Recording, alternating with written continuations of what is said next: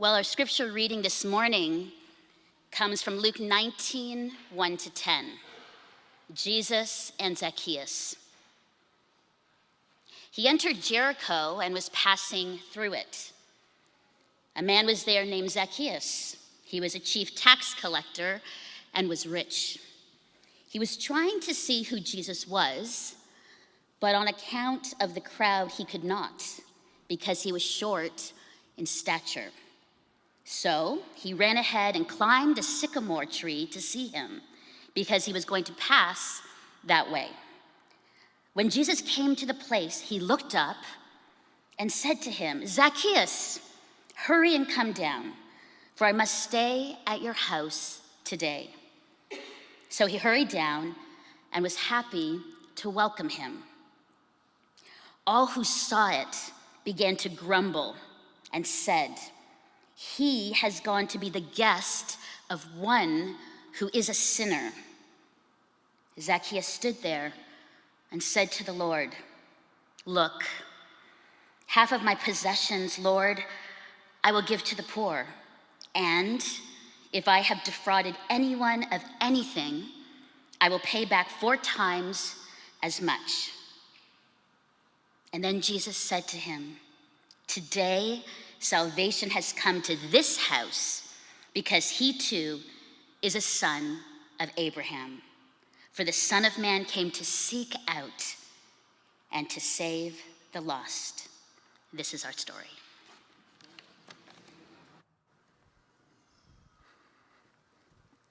Thanks, Mel.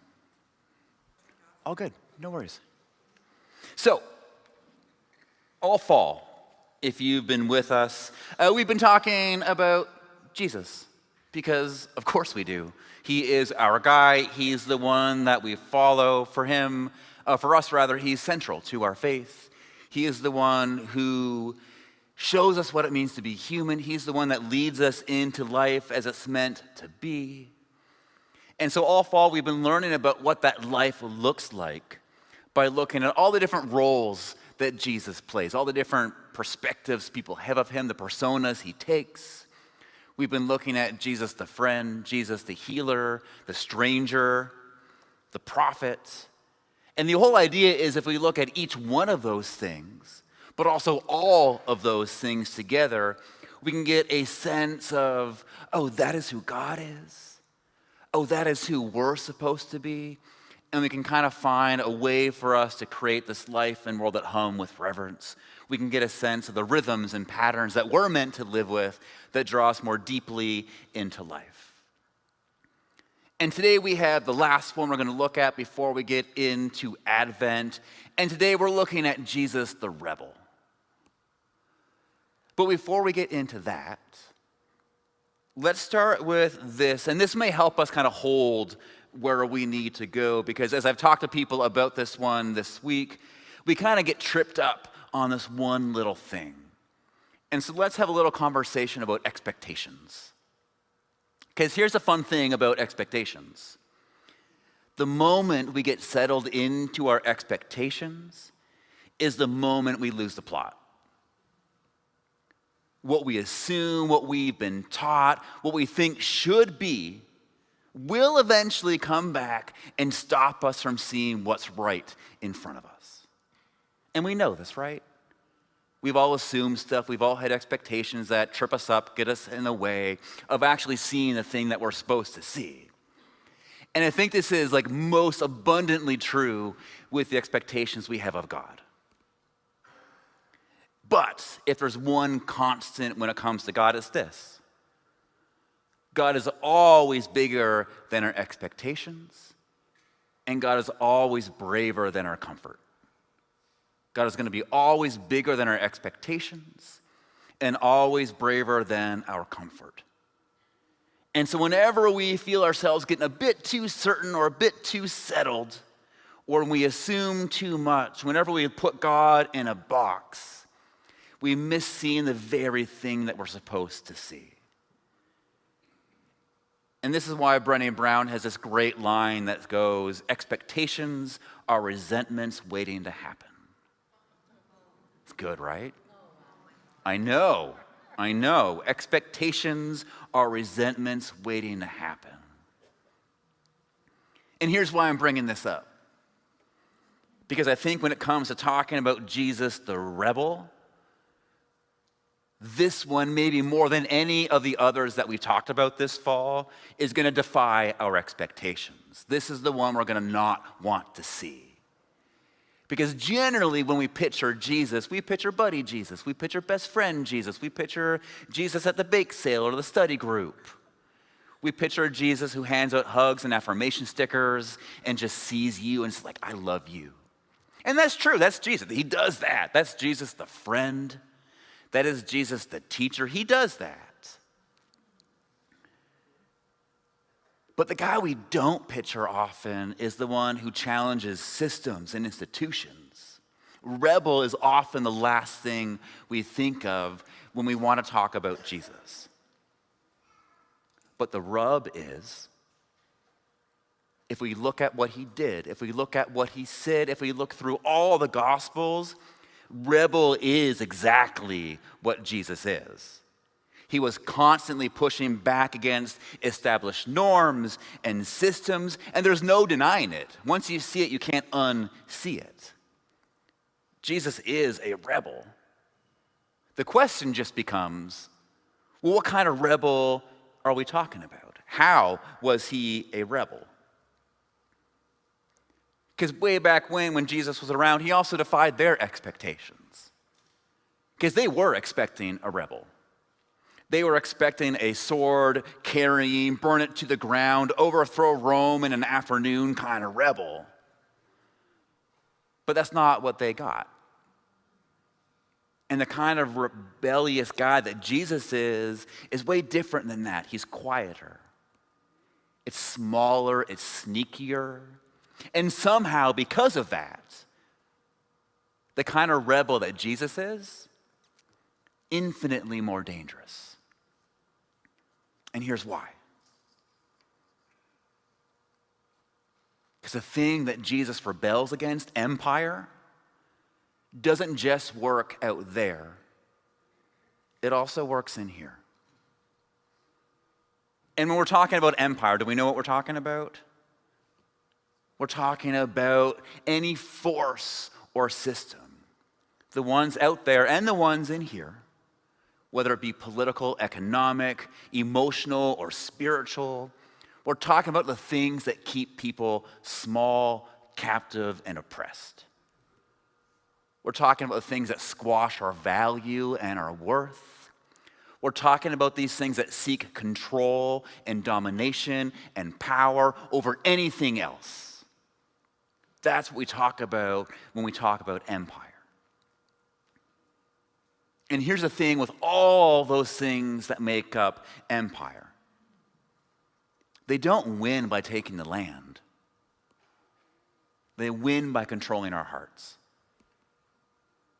Empire only really, truly wins, and it only truly works when it convinces us to shrink, to live small, to feel defeated, to be uncreative, to be under control, and get so defeated and so overwhelmed that we surrender and we give up and think, oh, well, this just must be the way it is. How could anything possibly be different than this? I can't do anything, so I'm just going to give up. And that's how empire wins. Because once empire gets inside of us, once it gets a hold of us, it's hard to get rid of, isn't it? I mean, think of those things that have dominated you, those things that have held you captive. Think of shame. Think of fear, loneliness, worthlessness. Think of racism. Think of ableism. Think of homophobia. All these things of empire that weigh us down, that change the narrative of our hearts and keep us overwhelmed and defeated. Yeah, it's brilliant, really. They just give us a script and we live by it. It's very clever and really, really powerful. And the reason we're feeling so hopeless in it is because our hearts are broken. We're just dead inside. It literally kills us in the spiritual sense. And this is why Jesus' rebellion is so different and why it's so dangerous. Because he doesn't go after the source of power to win. Instead, he goes after the hearts that it's corrupting. And that's what Jesus does again and again and again. In pretty much every single story of Jesus, he doesn't rebel by drawing more lines in the sand. He rebels by erasing them. He doesn't rebel by seizing power for himself. He rebels by giving it back to the people who lost it. He doesn't rebel by tearing people down. He does it by lifting people back up. This is how Jesus rebels. He goes after the hearts of people. And with each person he encountered, with each heart he touched, he loosened the grip of empire and created a whole new life and a whole new world that people could be a part of. And one of the clearest stories we get of this happening is the one that you guys just heard, that Mel read to us, the story about a guy named Zacchaeus. And we're just going to call him Zach, because Zacchaeus is hard to say. But a couple things to make this story pop. Now, one of the ways that Rome and the empire dominated and controlled and held people captive was this thing called triple taxation. And they essentially, and scholars will argue about this, but they would tax already very poor people up to half or 2/3 of their income. And they'd be forced to pay that much tax. But then that tax money would go to further the armies and the buildings and the propaganda and the institutions that kept people small. And so their tax dollars funded their oppression. And because empire doesn't want to do the dirty work, they don't want to collect the taxes themselves, they would outsource that job to locals. To people who knew how much money people had in the community, who could watch people grow in their wealth and figure out, oh, who can I tap more for more money to give to the empire? And they'd skim some money off the top for themselves, and they'd give the rest to the empire. And that person in this story is Zacchaeus. And he's not just a tax collector, we're actually told he's the chief tax collector. So his job isn't just collecting the taxes, he's in charge of the whole system. He's basically the top of the pyramid scheme, raking in money, taking all of the money from his own people and giving it to their enemy. That's who Zacchaeus is. And he profits from it. Luke, the writer of the story, even tells us that much. He's rich. He is rich, making money off the backs of the people. But then Luke goes on and tells us one of the most fascinating details about Zacchaeus, that he's short.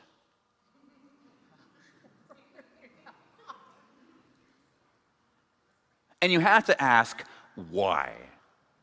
Because it is such a weird bit of information to pass on, especially when you consider how these stories were passed on orally for, decades and generations. You're going to filter out the stuff that doesn't really matter, and that he's short? Like, that's a detail they keep?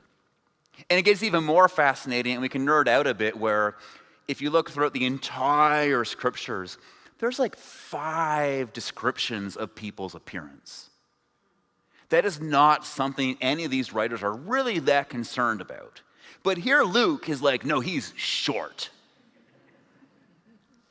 And we got to ask why. And so we can think like, oh, is that just like him throwing some shade? Did he know the damage that Zach caused? He would live in it. He would know the trauma. He would feel it. And so short is the best thing that he could come up with. Like, he was short. Like in the first century, it was like that was like the major diss. And maybe, we don't know. But let's be generous to Luke, the writer of the story. Let's give him more credit than that. And knowing that these stories are meant to mean something, let's go a bit deeper. Because what if it's not a comment on the size of Zacchaeus' body, but what if it's on the size of his heart? What if this is a comment on the impact that the empire had on Zacchaeus? Because on the outside for Zacchaeus, he's doing great. He's big. He's a big deal. He is rich. He is affluent. He's got everything going on. But on the inside, when it comes to his heart, when it comes to his humanity, not so big. He's out of integrity. He's out of alignment. He's out of his humanity, so much so that he's shrunk. He's become compromised. He's small. And that is what Luke is pointing out. That he's short, that he has a small heart, that he has shrunk in size. Because that's what empire does, right? That's the impact it has on us. And we all know this. Think of the time when you felt shame, or lonely, or exhausted, or oppressed, or hated, or think of the times even more so when you've done those things. How do you feel? You feel small, don't you? You end up shrinking. Which is to say, it pulls us out of life. It stops us from being whole. It stops us from having life as it's meant to be. Because empire, how it works is by shrinking people. Especially, and this part's really, really important, so lean in for this one. Because this is where we tap into Jesus' rebelliousness. This is how we see as God sees. It especially shrinks the people that empire uses. It especially shrinks the people driving the machine, the people that get caught up in the mechanisms of it, who are forced at a circumstance or by jobs to do their dirty work. It shrinks them. And Zach is no exception. He has the money, but he has no connections. He's got power, but no peace. He's got status, but nowhere to belong. He's wealthy, but empty. He's powerful, but isolated.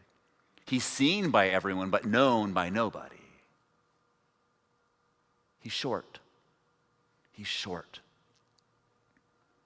He got pulled into the system that uses him the way it uses everyone and everything else. And it shrunk him. It's destroyed his heart. And that is exactly the kind of person that Jesus notices. Because something really fascinating next happens. Zacchaeus hears that Jesus is in town, that he's walking down the road, and later on today he's going to be in this exact moment. And despite his shrunken heart, despite being co-opted by the empire, when he hears that he's coming, what's he do? He goes to find the guy who is threatening the very empire that he works for, the very thing that he's a part of. And he goes and he climbs a tree. Just think about it for a moment. Think of the wealthiest person you know, the most dignified, like powerful, like big deal person you know, climbing a tree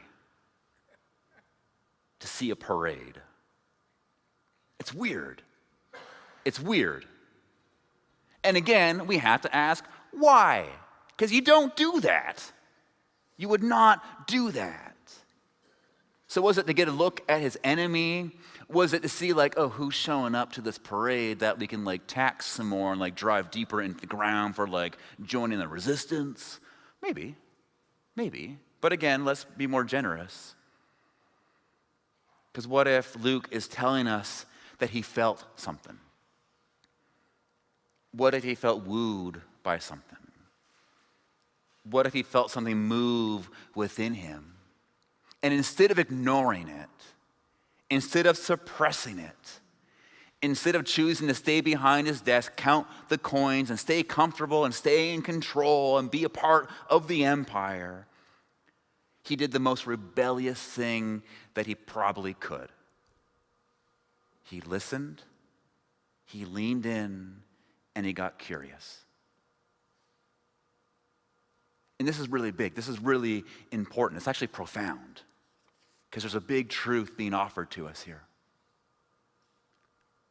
It's this truth that says no matter how much your heart has shrunk, no matter how much room shame and anger and hate takes up in your body, no matter how much you've been co-opted by these things, God can still reach out to us. That God can still speak to you. It says that no matter how far you've wandered off, there's always, always, always going to be grace. And Luke is reminding us here that sometimes, maybe all the time, the way that Spirit moves, the way that God brings us back into life is not loud and abrasive. It's not obvious and in our face, but it's soft, it's subtle, it's more of a nudge than a yank. And the thing that we have to do in order to lean into it is do the most courageous thing we possibly can. And that's stop and get curious. Which is kind of liberating, right? Like that's a beautiful truth. Because it reminds us that faithfulness, despite what you've been taught, isn't a matter of stepping out in certainty. That you don't have to know that's God, you just have to suspect it's God, that you just have to wonder if it's God, you just have to be curious, that that's the bar, which is beautiful. Curiosity is the entryway into what's holy. And Zacchaeus, he gets curious and he climbs a tree of all things, which is such, like, if you want to give Luke some credit for writing, it's this. He climbs a tree. He gets a new perspective. He can see something he's never been able to see before. See, the world is actually way bigger and different and better than he could when he's on the ground. And then what happens? Jesus sees him. And again, big moment. Jesus sees him. Not the job, not the reputation, not the mistakes, not the power that he's misused, but Jesus sees a human who everybody else has written off. He sees a human with a very small heart. And then Jesus the rebel goes to work. Because he doesn't call Zacchaeus out, but instead he calls him down. Having seen what Zacchaeus sees, Jesus calls him down. And he doesn't send him away. He doesn't condemn him. But he does this thing that Jesus does all the time, which is just awesome. He invites himself over for dinner. Which is great. We have a God who invites herself over for dinner. Like, hey, let's go hang out at your house. Let's go have some hummus.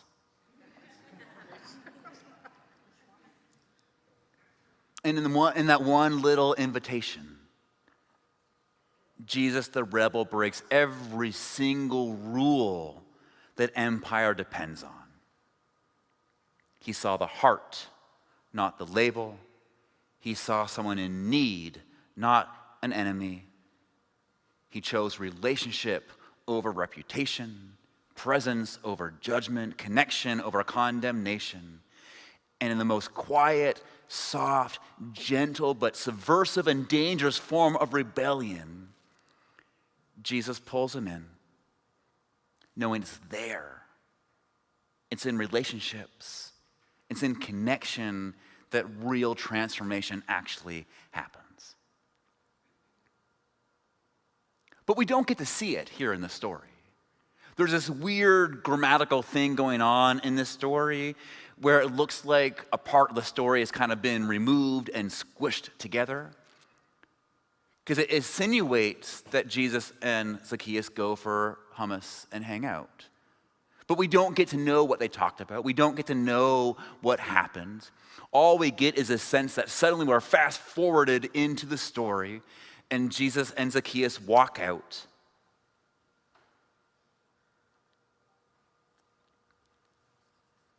And we get to hear what the outcome is of their conversation. We get to see the outcome of what happened because they connected.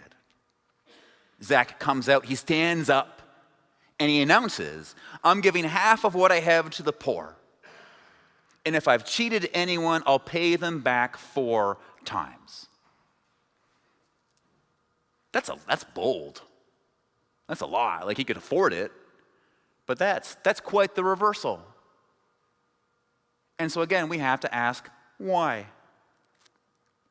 And the answer can't be because God is love and Jesus is love. It can't be because Jesus shamed him into it. The answer can't be that Jesus guilted him into it. It can't be that it's an act of penance. The only answer that we can use here is that this is what salvation looks like. He came out and said what he did because that's what salvation looks like. And Jesus even names it at the end. He says, salvation has come to this house. Because that's what we're talking about when we talk about salvation and redemption.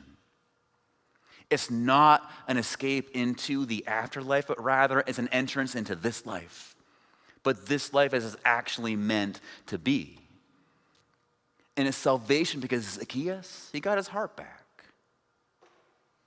This is what it looks like to be brought back into wholeness. It's a movement from oppression into liberation, from taking to giving, from breaking to repairing, from hoarding to sharing, from isolation to belonging, from fear into love. That is what happens when we finally let God in. When we get our hearts back, when we grow back into being real humans, and we join in on the rebellion of Jesus.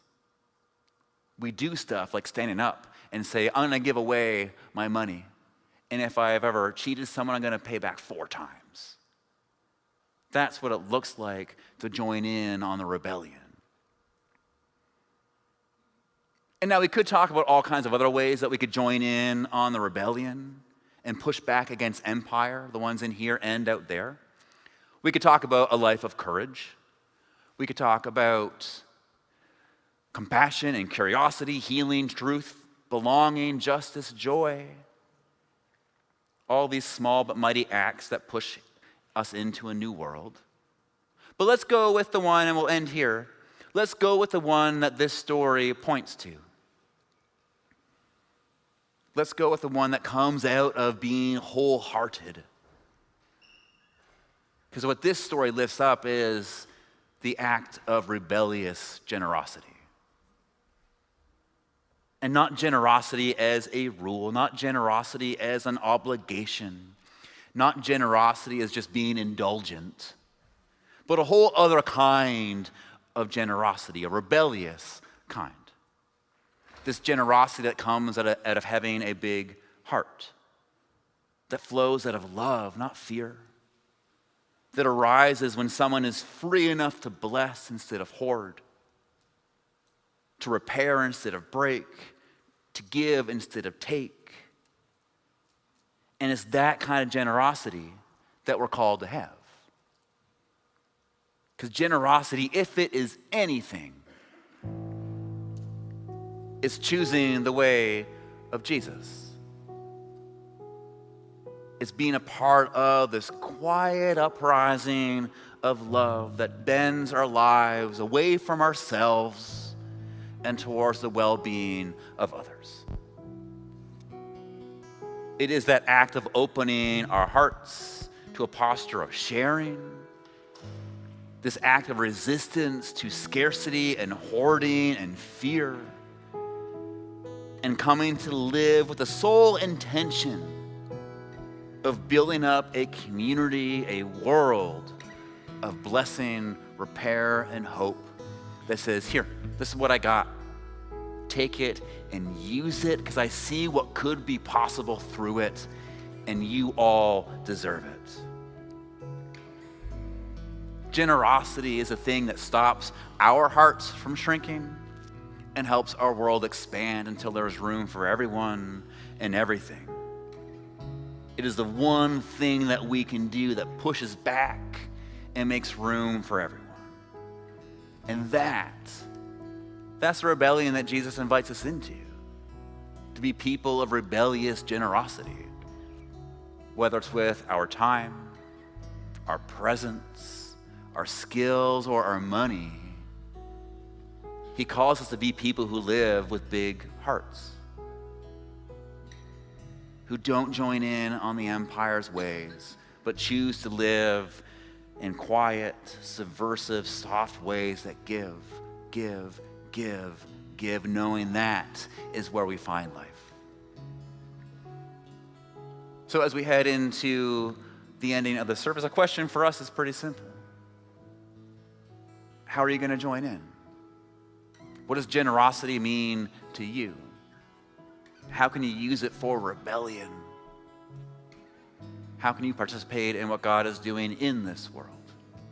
It doesn't matter what you choose, just that you choose, knowing that God will use it and it will slowly expand hearts and lives in our world to everyone has enough and everyone has a place, because that is the goal. That's where the revolution is leading, and we get to be invited into it. So may we be generous with big hearts, and to that we all say, Amen.